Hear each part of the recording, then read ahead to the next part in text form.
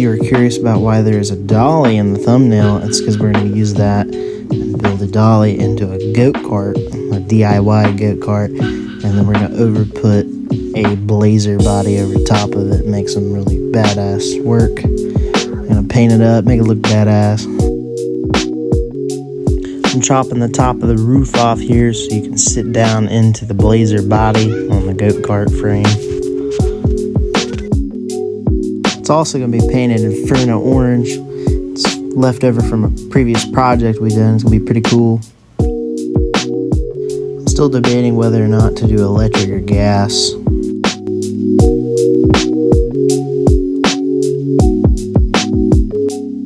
As you can see, currently there's no windows on the blazer. I'm going to have to add those in.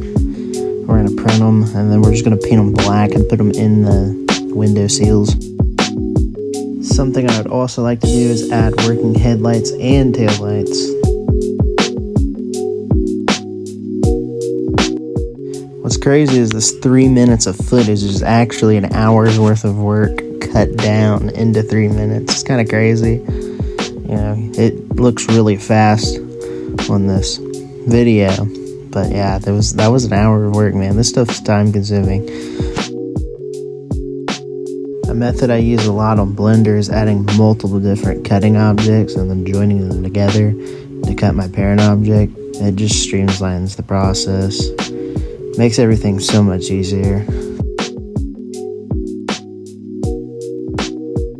I assume like YouTubers like Matt Armstrong use this like similar technique to cut his Porsche GT3 RS into multiple different sections so he could put it over the 718 Cayman S.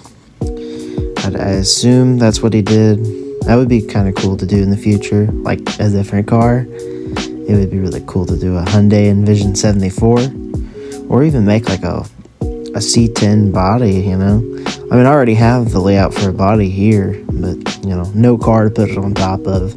But it would be really cool to do that if I ever had the opportunity. If I ever did go down that endeavor, most definitely putting like a LS engine in it that's like ripped out of like an old truck or something. It would be super cool.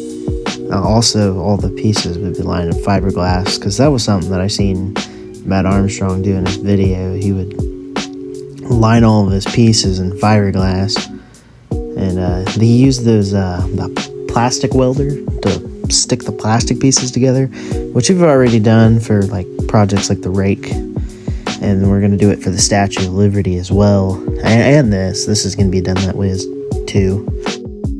If this seems interesting to you, you should like and subscribe. Just keep a lookout, you know. We'll eventually get this finished.